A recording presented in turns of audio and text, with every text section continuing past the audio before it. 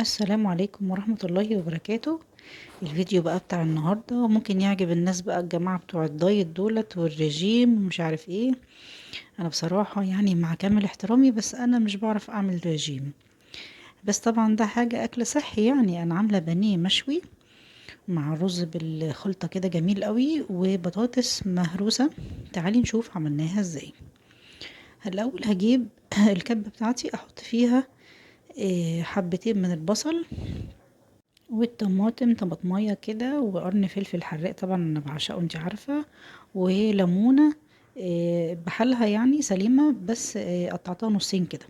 تعالي بقى نفرمهم مع بعض في الكبة فرمة حلوة كده ناعمة، بحيث ان هما يبقوا فرم ناعم يعني مش خشن.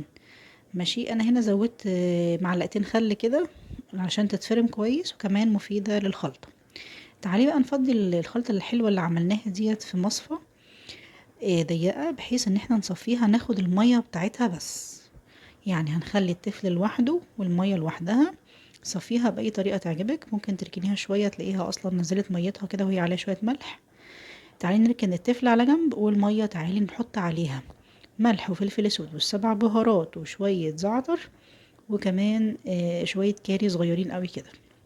هحط في الخلطة الحلوة بتاعتي ديت البانيه بتاعي. انا مش جايبة كمية كبيرة، على حسب ما انتي عاوزة. ماشي، غطسيها كويس قوي كده في الخلطة الحلوة اللي احنا عملناها ديت، وسيبيها. سيبيها حوالي ساعتين بس، لان مش هتحتاج تتبل كتير. التفل بقى دوره ابتدى يجي هنا اهوت اللي انا صفيته.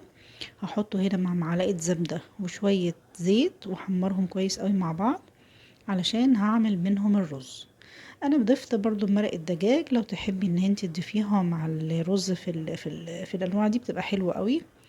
حطيت بقى الرز بتاعي سخن معاها كده وابتديت اقلبه كويس قوي. الرز مصري عادي خالص مش بسمتي، مع كوبايتين رز كوبايتين ميه طبعا مغليه، علشان يطلع معاكي مفلفل وجميل مش معجن ولا حاجه. انا بقى هنا كده هسوي الرز بتاعي كده على نار هاديه بقى واسيبه. تعالي بقى نشوي البانيه. طاسه فيها معلقتين زيت بالظبط، وهاتي بقى من الخلطه الحلوه دي اللي ريحتها تحفه جدا جدا.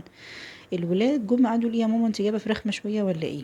خلطة الفراخ دي تنفع مع فراخ سليمة برضو، مش شرط طبعا بني بس، ممكن اوراق، ممكن اي حاجة تحبيها. طبعا الطريقة ديت في السوا جميلة، وخلت طبعا التوابل كده ريحتها تحفة قوي. انا عملت جنبها بطاطس مهروسة كده، والرز غرفته. هو طبق جميل شكله حلو قوي، يفتح النفس ويشبع في نفس الوقت. حاجة جميلة هتعجبك قوي، جربيها. قولي رأيك ايه. الف هنا وشفا.